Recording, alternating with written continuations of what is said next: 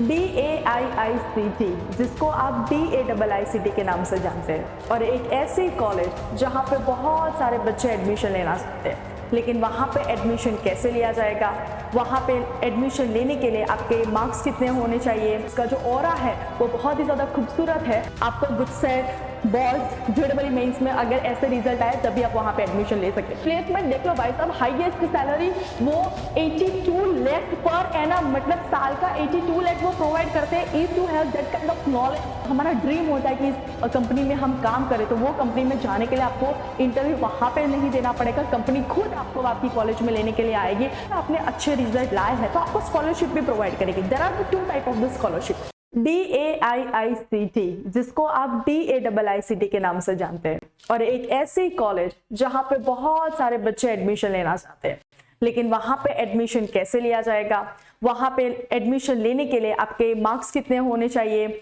आप ACPC के through जा रहे हो या फिर JEE मेंस के थ्रू जा रहे हो तो कितने मार्क्स चाहिए, और अगर एडमिशन मिल भी गया और उसके बाद आपको प्लेसमेंट कितना मिलेगा, ये सारी इंफॉर्मेशन आपको इस चैनल प्रियेश ज्ञानपीठ में मिल जाएगी। और इसके रिगार्डिंग ऐसी बहुत सारी डिफरेंट यूनिवर्सिटी है जिसके भी कट ऑफ और प्लेसमेंट के बारे में आपको यहीं पे इंफॉर्मेशन मिलने वाली है। तो अगर आप इस चैनल पे नए हो तो मेक श्योर आप इस वीडियो को लाइक तो कर देना, शेयर भी कर देना और सब्सक्राइब भी जरूर कर देना, और बेल आइकन भी स्टार्ट कर देना, जिससे अगर कोई भी यूनिवर्सिटी का वीडियो मैं बना रही हूं तो उसकी इंफॉर्मेशन भी आपको यहाँ पे मिल जाए। तो शुरू करते हैं। आज की हमारी जो यूनिवर्सिटी है वो है DAIICT, जिसको हम बोलेंगे DAIICT। Let's start. जिसका अगर हम फुल फॉर्म बोले, जिसका पूरा नाम होता है Dhirubhai Ambani institute of information and communication technology. बहुत बड़ा लंबा सा नाम है।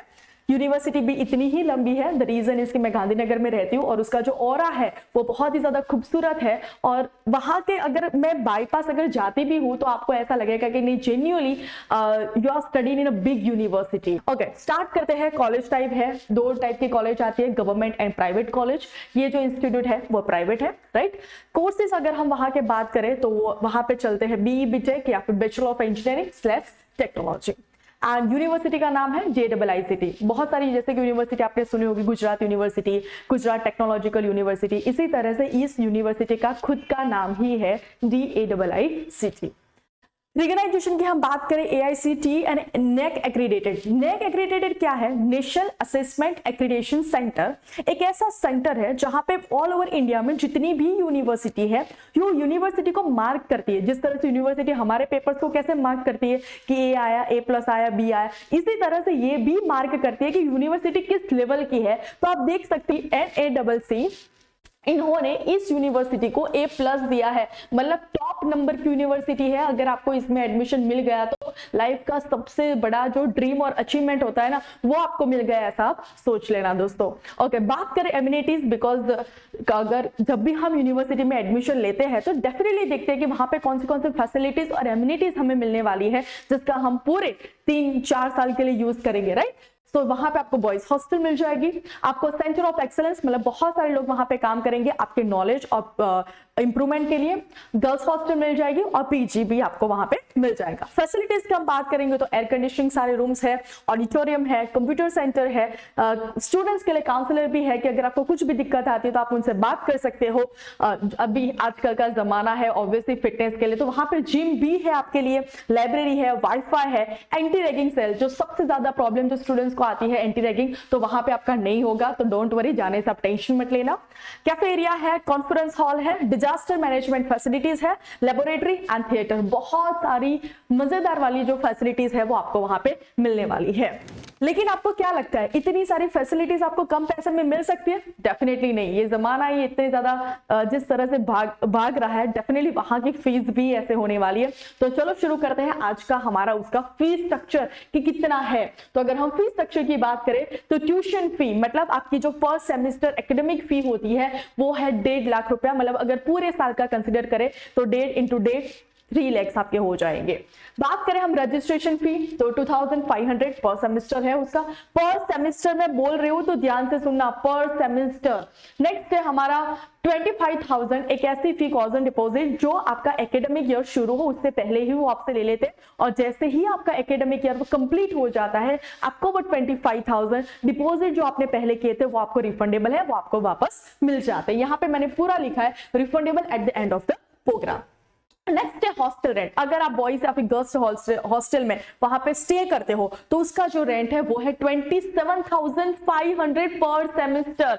मतलब जिस तरह से मैं इसका फीस स्ट्रक्चर पढ़ रही हूँ तो मुझे ऐसा लगता है कि इस कॉलेज में वैसे ही लोग जा सकते हैं जिनके मम्मी या फिर पापा के पास मर्सिडीज या फिर BMW, बिकॉज पर सेमेस्टर 27,500 आपका हॉस्टल रेंट होने वाला है। और फूड अगर आप वहां पे हॉस्टल में रह के उसका मेस जो है वो कंटिन्यू करते हो, मतलब सुबह का ब्रेकफास्ट, दोपहर का लंच और रात का डिनर, तो उसकी जो फीस होने वाली है 5,500 पर मंथ अप्रोक्सीमेटली लिखा है।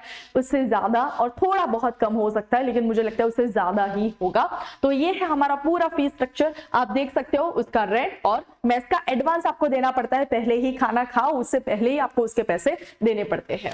नेक्स्ट है इनटेक। वहां पे ऐसे कौन सी ब्रांच चलती है पहले तो वो पता होना चाहिए, बिकॉज अगर मैं जिस ब्रांच में एडमिशन लेना चाहता हूं और DAIICT में उस इंटेक है ही नहीं, वो ब्रांच है ही नहीं, तो क्या फायदा। तो पहले ये देख लो कि कौन से ब्रांच वहां पे अवेलेबल है।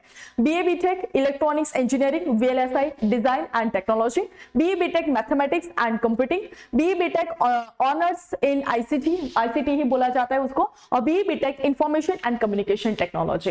ये सारे इंटेक वहां पे है। सारे इंटेक में किस तरह से कहां पे क्या कट ऑफ हुआ है वो देखते हैं। देख सकते हो यहाँ पे जितने भी ब्रांचेस की हमने बात की है, फर्स्ट है हमारा ICT, सेकंड है EE, थर्ड है ICT एंड फोर्थ है ICT CS, ये आपको याद रखना है। और नेक्स्ट है हमारा mathematics and computing. Difference between the ICT CS ये वाला आप देख लो, ICT honourables in ICT with the minor in computing science, और एक है हमारा ICT, ये ICT कौन सा वाला, ये वाला इंफॉर्मेशन कम्युनिकेशन टेक्नोलॉजी। तो ये भूल मत जाना, ICT दोनों सेम बोला जाता है, राइट। तो ये हो गया आपका सिस्टम। फिर है इनटेक, मतलब टोटल कितनी सीट्स वहां पे है देख सकते हो। ICT CS में 19, EE VLSI की बात करें तो हम 40, ICT की बात करें तो 252 एंड मैथमेटिक्स की बात करें तो 50। ये इतनी सीट्स वहां पे अवेलेबल है। इतनी सीट्स में से कौन सी कितनी सीट्स ACPC के थ्रू, मतलब गुजसेट और बोर्ड के थ्रू वहां पे फील होती है, कितनी सीट्स वहां पे JEE मेंस। ओके, आप सबको ये तो पता होगा कि JEE मेंस और एडवांस हम दोनों देते हैं, यस। लेकिन आपको याद रखना है कि अगर आपने JEE मेंस दिया है, एडवांस नहीं भी दिया है, तो you are capable for this DAIICT, मतलब इस यूनिवर्सिटी के लिए आप कैपेबल हो, आप वहां पे अप्लाई कर सकते हो। अंडरस्टूड। चलो SQ का मतलब होता है seats to be filled by ACPC मतलब गुजसेट और हमारे जो बोर्ड के जो रिजल्ट आते हैं उसके थ्रू जो एडमिशन होता है वो ACPC के थ्रू होता है। उसको किस तरह से फॉर्म फिल करते हैं, किस तरह से उसको पूरा प्रोसेस होता है, वो सारी इंफॉर्मेशन आपको यहीं पे मिलने वाली है, तो कहीं पे जाएगा मत, चैनल को फिर से सब्सक्राइब करके जाना। चलो, यहाँ पे टोटल हमारे पास 19 अवेलेबल सीट्स थी, उसमें से जो 30 सीट्स थी वो ACPC के थ्रू चली गई, JEE मेंस के थ्रू 47 और NRI कोटा जो अलग होता है, जिसके पास थोड़े बहुत ज्यादा पैसे होते हैं, डॉलर्स में कन्वर्ट करते हैं, तो वो है 30। आप ये देख सकते हो कि 0 वैकेंट, मतलब अगर उनके पास जितनी भी सीट्स है वो सारी की सारी सीट्स भर देते हैं, ऐसा नहीं कि कुछ भी वैकेंट रहता है, नहीं रहता है। ओके, नेक्स्ट अगर हम बात करें VLSI ब्रांच की तो उसमें 40 सीट्स थी, इसमें से 14 ACPC के थ्रू, 21 JEE मेंस के थ्रू और 5 सीट जो थी वो NRI के कोटा में कंप्लीट हो गई थी।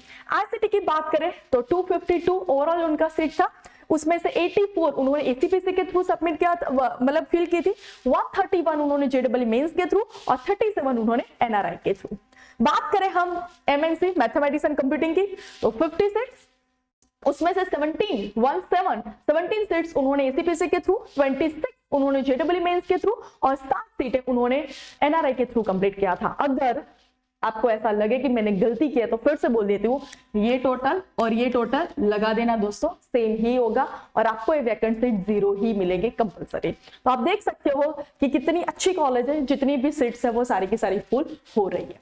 बात कर रहे हैं हम कट ऑफ फी, ये समझना बहुत ज्यादा जरूरी है कि ताकि आपको पता चले आपका जब रैंक आए कि आपके रैंक के हिसाब से क्या इस कॉलेज में एडमिशन मिलने के चांसेस है। बिकॉज बहुत सारे लोग गलती ये करते थे कि उनको पता है कि इस कॉलेज में मेरा चांस चांसेस है ही नहीं, लेकिन फिर भी वो फर्स्ट, सेकंड और थर्ड नंबर पे जब उनका कॉलेज सिलेक्शन आता है तब वो इस कॉलेज को रखते हैं। तो आप ये कट ऑफ देख लो ताकि आपको पता चले कि भाई फाइनली मुझे ये सीट्स रखनी है, मतलब ये कॉलेज मुझे रखनी है कि नहीं रखनी है। बिकॉज समटाइम्स पता होने के बावजूद भी हम गलती करते हैं, तो ये गलती मत करना। चलो देखते हैं कट ऑफ एसीपीसी के थ्रू की बात करूं, जेडब्ल्यू मेंस की बात नहीं करूं, मतलब जो लोग गुडसेट और बॉट देने वाले उनका कट ऑफ किस तरह से यहाँ पे कंसीडर किया जाए। मॉक राउंड मतलब जो हमारा फर्स्ट राउंड होता है बेसिक राउंड वो, और जो लास्ट फुल एंड फाइनल वाला जो राउंड है वहां से सिनेरियो वहां तक क्या होता है। मतलब ये मैंने कंपेरिजन यहाँ पे इसीलिए आपको शो किया ताकि आपको पता चले कि अगर आपका फर्स्ट राउंड में नंबर नहीं लगता है तो आपको होप नहीं हारनी है, आपको लास्ट राउंड तक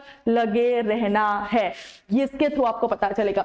टीएफडब्ल्यू जहां पे ऐसे स्टूडेंट्स जो रैंकर होते हैं, सबसे ज्यादा रिजल्ट लाते हैं और जिनकी कुछ फैमिली कंडीशन, और जब भी आप एडमिशन प्रोसेस में जब आप फॉर्म फिल करते हो वहां पे आपका TFWS फिल होना चाहिए, टिक होना चाहिए। अगर आपने वहां पे टिक नहीं किया है तो आपको TFW में एडमिशन नहीं मिलेगा। और TFW में अगर आपको एडमिशन मिलता है तो सिर्फ और सिर्फ आपकी एकेडमिक फी माफ होती है, बाकी जितनी भी फीस रेस्ट ऑफ है, जैसे कि फॉर एग्जाम्पल आपकी रेंट ले लो, मेस का खाना ले लो, या फिर पर एकेडमिक जो उनका कुछ सिनारियो होता है, वो सारी की सारी फीस आपको भरनी है। मतलब सिर्फ और सिर्फ पर सेमेस्टर जो आपके 1.5 लाख है वही आप उसको बचा सकते हो। अंडरस्टूड। नेक्स्ट बात करें ओपन कैटेगरी के लोग जो हम आते हैं, राइट। ईडब्ल्यूएस का फुल फॉर्म होता है इकोनॉमिकली वीकर लोग जो होते हैं, मतलब फाइनेंशियली वो अच्छे नहीं होते, लेकिन सिर्फ और सिर्फ ओपन कैटेगरी की बात हो रही है।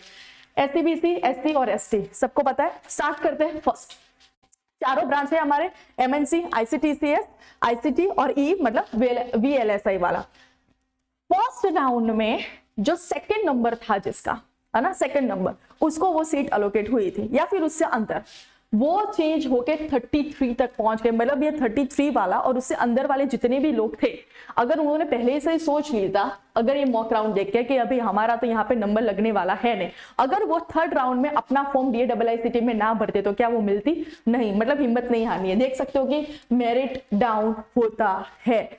यहाँ पे देख सकते हो 67 का कहां तक चला गया, 80 चला गया। 79 का कहा 113, 171 का 300, 77 का 1403। आप देख सकते हो कि कितना डाउन हो रहा है। 1629 का 12629, मतलब बहुत ज्यादा डाउन होता है।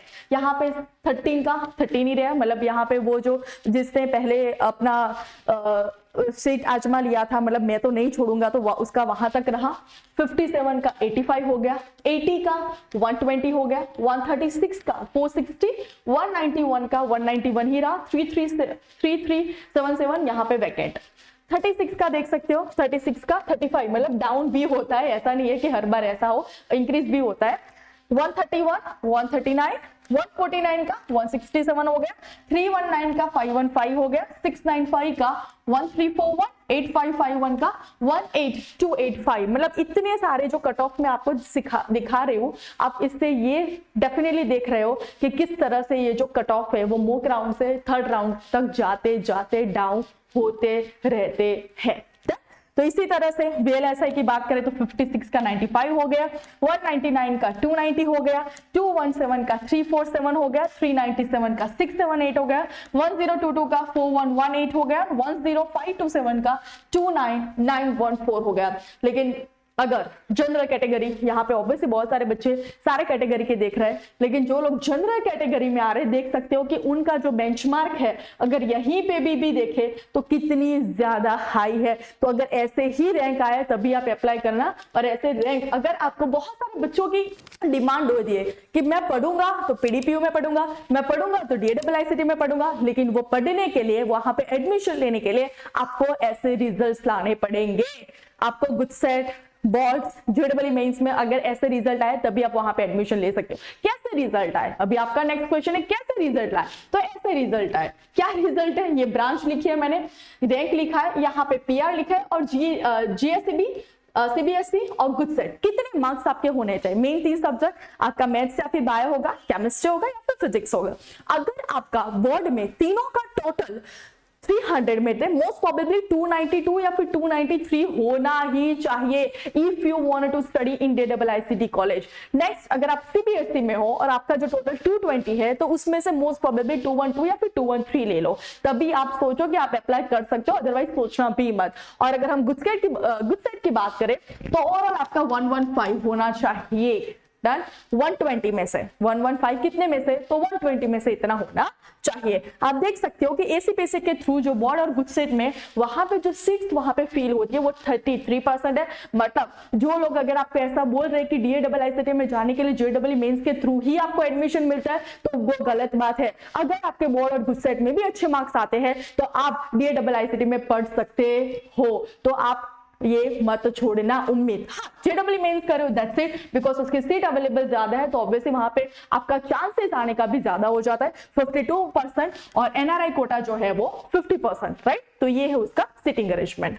नेक्स्ट, अगर हम बात करें प्लेसमेंट, जिसके लिए अगर हमने इतनी ज्यादा फीस पे करी है 1.5 लाख पर सेमेस्टर, अगर रिटर्न में हमें कुछ ना मिले तो क्या ही फायदा, तो वो भी बताना बहुत ज्यादा जरूरी है कि प्लेसमेंट देख लो भाई साहब, हाईएस्ट सैलरी वो 82 लाख पर एनम, मतलब साल का 82 लाख वो प्रोवाइड करते हैं। If you have that kind of knowledge, वो होना जरूरी है। और medium salary almost 20 lakh per annum वहां पे है। 30 लाख प्लस कितने सारे स्टूडेंट, 21% ऑफ स्टूडेंट्स को मिली थी, 20 से 30 को 27%, 10 to 12 lakh 35% of students, and 10 lakh के बिलो 17%। तो सबसे ज्यादा जो ऑन एवरेज जो स्टूडेंट्स को सैलरी ऑफर की जाती है वो 10 to 20 लाख पर एनम है। ओके, आपको ऐसा लगा कि मुझे अगर DIICT में एडमिशन मिल गया तो कंफर्म मुझे प्लेसमेंट मिलेगा ही मिलेगा, अगर आप ऐसे सोच के बैठ जाते हो वो गलत बात है। तो देख लीजिए बेटा, देयर इज अ चांसेस कि यहाँ पे आपको प्लेसमेंट ना भी मिले। तो अगर आपको प्लेसमेंट लेनी है तो एडमिशन लेने के बाद वहां पे पढ़ाई भी आपको करनी पड़ेगी। तो टोटल नंबर ऑफ स्टूडेंट्स अगर हम 2021 की बात करें तो 307 थे, और उसमें से 255 को ही वहां पे क्या मिला था भैया, प्लेसमेंट मिला था। हाईएस्ट सैलरी उसको ऑफर की गई थी 51 लाख पर एनम, और मीडियम 10। 315 स्टूडेंट्स थे, उसमें से 250 लोगों को उनको प्लेसमेंट मिला था, 54 लाख पर एनम उनको हाईएस्ट सैलरी, और लोएस्ट सैलरी 13, राइट।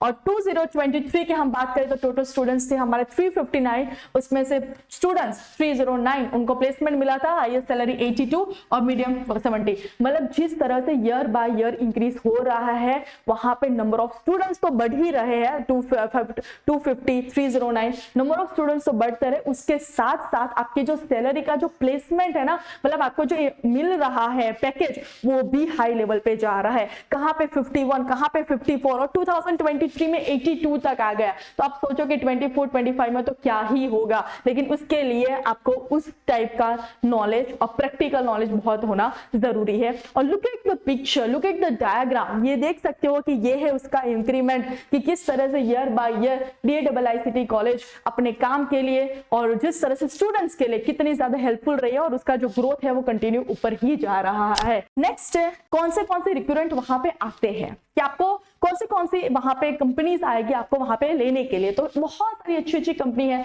माइक्रोसॉफ्ट ले लो, गूगल ले लो, TCS ले लो, ओयो ले लो, उड़ान ले लो, टेक महिंद्रा ले लो, बहुत सारी ऐसी जो नाम हमने शायद जुपिटर ले लो। तो बहुत सारी ऐसी जो हमारा ड्रीम होता है कि इस कंपनी में हम काम करें, तो वो कंपनी में जाने के लिए आपको इंटरव्यू वहां पे नहीं देना पड़ेगा, कंपनी खुद आपको आपकी कॉलेज में लेने के लिए आएगी। तो अगर आपका ऐसा ड्रीम हो कि कंपनी मुझे लेने के लिए आए, तो उसके लिए आपको DIICT में एडमिशन लेना पड़ेगा। वहां पे स्कॉलरशिप मिलेगी। स्कॉलरशिप कैसे, बेचारी इंस्टीट्यूट अच्छी है, ऐसे नहीं कि सिर्फ और सिर्फ आपको पैसे लेगी, नहीं, अगर आपने अच्छे रिजल्ट लाए हैं तो आपको स्कॉलरशिप भी प्रोवाइड करेगी। There are the two type of the scholarship. एक स्कॉलरशिप है मेरिट बेस्ड, मतलब आपका अच्छा रिजल्ट आता है तो, और दूसरी जो स्कॉलरशिप है merit cum means based scholarship, जहां पे आपकी फाइनेंशियल कंडीशन अगर लो है तो वो जो स्कॉलरशिप मिलेगी वो इसके थ्रू मिलेगी। वहां पे 4 है, ऑल इंडिया कोटा एडमिशन के थ्रू आपको वहां पे, मतलब JEE मेंस में अगर आपका रैंक 5000 के अंदर है, उसमें से top 5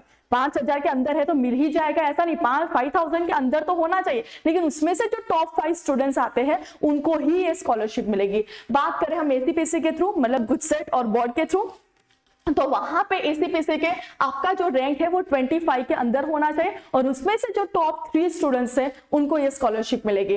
to be eligible from second semester onwards, अगर आपको ये जो फर्स्ट सेमेस्टर में स्कॉलरशिप मिली है और अगर आपको वही स्कॉलरशिप सेकंड सेमेस्टर में भी कंटिन्यू करनी है तो candidates need to pass in all the courses. First semester में जितने भी सब्जेक्ट थे वो सारे सब्जेक्ट आपको पास करने पड़ेंगे एंड आपको एसपीआई भैया 8 लाने पड़ेंगे। ऐसा नहीं कि एक बार आपको स्कॉलरशिप मिल गए तो वो थ्रू आउट कंटिन्यू रहेगी, नहीं, आपको उसको लायक प्रूव करना पड़ेगा कि नहीं मुझे स्कॉलरशिप मिली है तो मुझे कंटिन्यू करना है और हर बार एवरी सेमेस्टर आपको इस तरह का रिजल्ट लाना पड़ेगा। The scholarship compensates for only academic tuition fees, बाकी की जो एक्स्ट्रा फीस होती है वो तो आपको प्रोवाइड करनी ही पड़ेगी। यहाँ पे है फाइनेंशियल कंडीशन अगर आपकी लो है तो ऑल इंडिया कोटा एडमिशन मतलब जेईई मेंस के थ्रू जो होता है उसमें 10 कैंडिडेट्स जो हो गए वो annual final income is less than 6 lakh उससे कम हो गई भैया इनकी। नेक्स्ट है ACPSC quota admission merit cum means based scholarship are applicable to top 5 candidate, सबसे जो पहले आएंगे टॉप 5 वो एनुअल फाइनल इनकम इज उनकी भी 6 लाख से कम होगी। नेक्स्ट है to be eligible from the second semester, यहाँ पे भी ऐसा नहीं है कि आपने जो फर्स्ट सेमेस्टर में स्कॉलरशिप मिल गई तो सेकंड में चलेगा, नहीं, सेकंड में भी अगर आपको ये स्कॉलरशिप कंटिन्यू करनी है तो आपको क्या करना पड़ेगा, fulfil the annual family income criteria. मतलब ऐसा नहीं कि सडनली आपका पापा का कुछ ग्रोथ हो जाए और फाइनली आपकी फैमिली कंडीशन बढ़ जाए तो ये स्कॉलरशिप तो वहीं पे कट हो जाएगी, नहीं, आपकी फाइनेंशियल कंडीशन तो वो तो होनी ही चाहिए। बट द थिंग इज कि आपको 6.5 एसपीआई उससे ऊपर लाने पड़ेंगे और same rules apply for the academic fees, right. Next है डीएआईसीटी में स्कॉलरशिप 2 थी वो तो हमने देख ली, उससे अलावा भी आपको बहुत सारी स्कॉलरशिप जो कॉलेज नहीं प्रोवाइड करते गवर्नमेंट के थ्रू आपको वो मिल सकती है।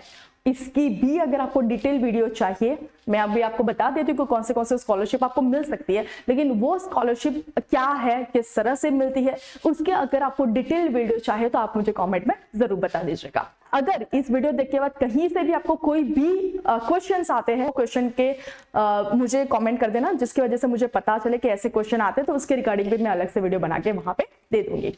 Okay, honourable chief minister scholarship के मुख्यमंत्री युवा सम्मेलन MYSY जहां पे आपकी कॉलेज का 50% माफ होता है, लेकिन इस कॉलेज की फीस इतनी ज्यादा हाई है कि वो 50% माफ नहीं करेंगे, वो आपको 50,000 रुपीज देंगे।